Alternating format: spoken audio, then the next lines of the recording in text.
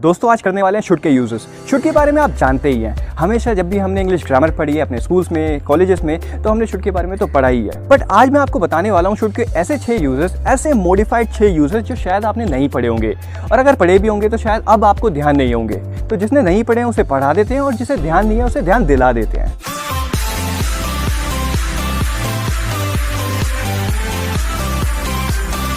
आज आपसे बात करने वाला हूँ शुड के बारे में, और शुड के 6 यूजेस बताऊंगा। देखिए जो हमारे 6 के 6 यूजेस होंगे वो होंगे प्रेजेंट में और पास्ट में। तो मैं आपको प्रेजेंट और पास्ट दोनों की ही कहानी बताता हूँ कि कैसे इनमें सेंटेंसेस बनेंगे हमारे। तो 3 तरह के सेंटेंस होंगे हमारे प्रेजेंट के, 3 तरह के सेंटेंसेस होंगे हमारे पास्ट के। जब हम प्रेजेंट के सेंटेंसेस बनाएंगे तो हम शुड के साथ वर्ब की फर्स्ट फॉर्म लगाएंगे। हर एक केस में केसेस अलग अलग होंगे, बट हम हमेशा क्या करेंगे, वर्ब की फर्स्ट फॉर्म लगाएंगे। और जब हम पास्ट की बात करेंगे तो हम शुड के बाद लगाएंगे हैव, क्योंकि जब शुड के सेंटेंसेस को हम पास्ट में बनाते हैं, ठीक है, तो हम लगाते हैं हैव शुड के साथ। अब देखिए वर्ब भी लगानी होगी तो शुड फिर हैव लगाएंगे, और उसके बाद आएगा नंबर वर्ब का।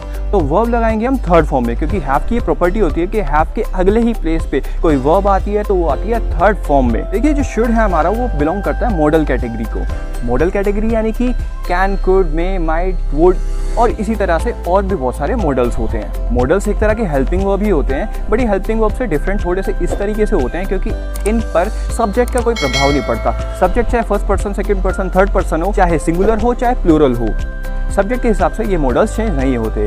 और मॉडल के बाद जब भी हम वर्ब लगाते हैं, यानी कि मॉडल के अगले ही स्टेप पे जब वर्ब लगाते हैं तो फर्स्ट फॉर्म में लगती है। तो अब जब हम प्रेजेंट और पास्ट वाले ये यूजेस करेंगे तो सबसे पहला जो यूज हमारा आता है वो है सबसे ज्यादा सिंपल यूज जो आप बहुत अच्छे से जानते हो। शुड का पहला यूज है जब सेंटेंस के लास्ट में चाहिए आता है, यानी कि हम किसी को सलाह दे रहे हैं, कोई एडवाइस कर रहे हैं, या फिर हम उसकी कोई ऑब्लिगेशन बता रहे हैं, यानी कि उसकी कोई ड्यूटी वगैरह बता रहे हैं, जैसे कि तुम्हें वहाँ जाना चाहिए, तुम्हें अपने पेरेंट्स की रिस्पेक्ट करनी चाहिए। इस तरह के हमारे पहले यूज होंगे। फर्स्ट यूज स्टार्ट करते हैं। एग्जाम्पल्स, आपको इंग्लिश में बोलना चाहिए, you should speak in English. आपको कंपटीशन में पार्ट लेना चाहिए, you should participate in the competition.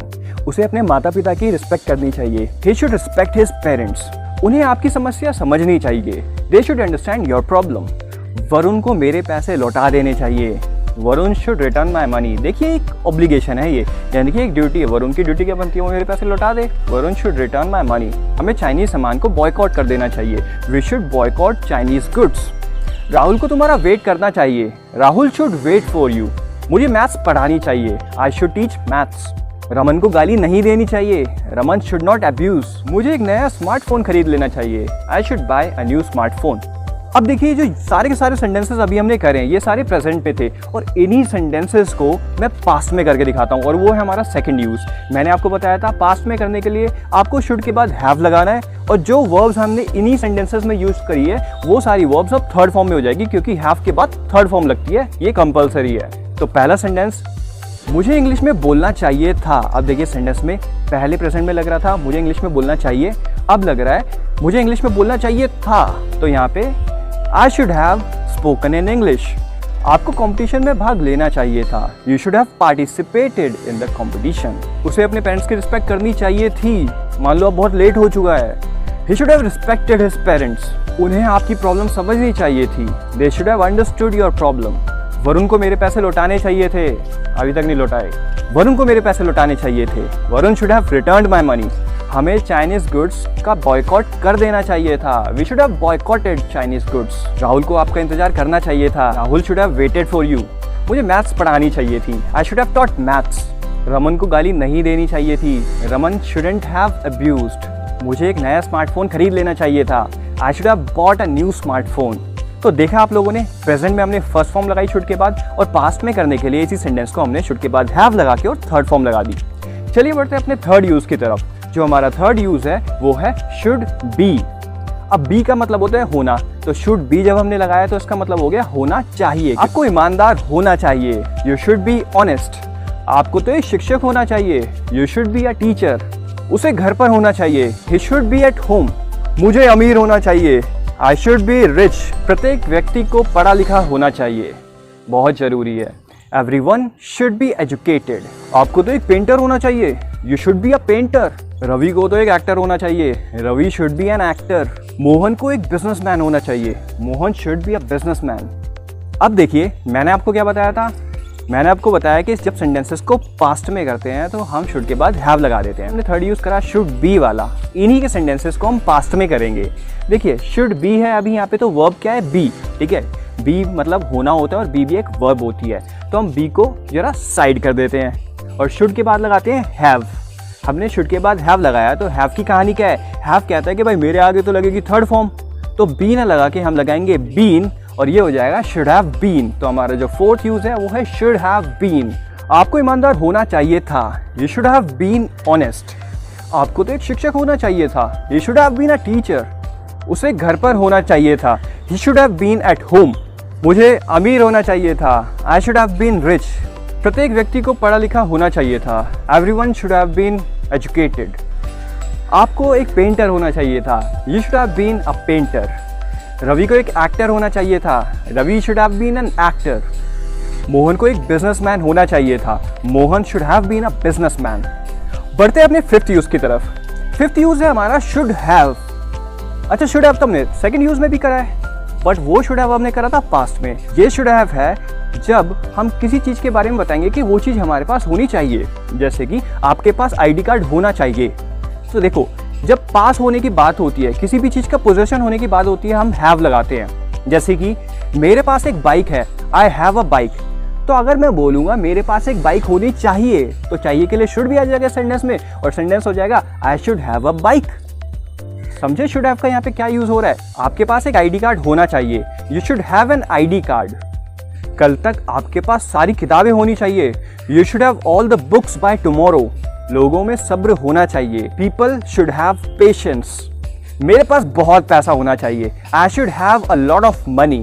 इस जॉब के लिए आपके पास अच्छी क्वालिफिकेशंस होनी चाहिए, you should have good qualifications for this job. इस काम के लिए उसके पास समय होना चाहिए, he should have time for this work। आपके पास अच्छी कम्युनिकेशन स्किल्स होनी चाहिए, you should have good communication skills। देखिए शुड हैव वाले सेंटेंसेस को सिक्स्थ यूज में अब हम क्या करेंगे, पास्ट में बनाएंगे। जैसे मैं बोल रहा हूँ मेरे पास बहुत पैसे होने चाहिए, तो मुझे अब बोलना है मेरे पास बहुत पैसे होने चाहिए थे। तो हम करेंगे क्या, जैसे कि मैंने आपको बताया अभी हमारे पास शुड हैव है, इस वाले हैव को जरा साइड में कर देते हैं क्योंकि ये वर्ब वाला काम कर रहा है यहाँ पे। अब सेंटेंस को पास्ट में बनाने के लिए हम शुड के बाद एक हैव लगाते हैं, वो वाला हैव हम यहाँ पे लेके आ जाते हैं। ठीक है, तो शुड हैव। अब यहाँ पे जो हैव लगा हुआ है, क्या ये हैव लगा होना चाहिए यहाँ पे, क्योंकि ये वर्ब का काम कर रहा है। हमने बताया कि भाई वर्ब लगेगी थर्ड फॉर्म में, क्योंकि ये जो हैव है ये बोलता है मेरे आगे थर्ड फॉर्म में ही वर्ब लग सकती है। तो इस वाले हैव को हैव ना लगाकर हम लगाएंगे इसकी थर्ड फॉर्म में, यानी कि हैड में। तो अब ये हो जाएगा शुड हैव हैड। तो जब हम फिफ्थ यूज में सेंटेंस बोल रहे थे मेरे पास बहुत पैसा होना चाहिए, तो हम यहाँ पे बोलेंगे मेरे पास बहुत पैसा होना चाहिए था। अगर उसमें हम बोल रहे थे आई should have a lot of money, तो हम इसमें बोलेंगे आई should have had a lot of money. क्या बोलेंगे, आई should have had. Should have बहुत जल्दी बोल देते हैं और फिर हैड लगाते हैं खुल के। ठीक है, ऐसे नहीं आई should have had a lot of money, I should have had a lot of money. चलिए देखते हैं कि करके सारे के सारे सेंटेंसेस। तो वो थे प्रेजेंट के, उन्हीं को सिक्स्थ यूज में पास्ट में चेंज कर देते हैं। आपके पास एक आईडी कार्ड होना चाहिए था, you should have had an ID card. आपके पास सारी किताबें होनी चाहिए थी, you should have had all the books. लोगों में सब्र होना चाहिए था, people should have had patience. मेरे पास बहुत पैसा होना चाहिए था, I should have had a lot of money.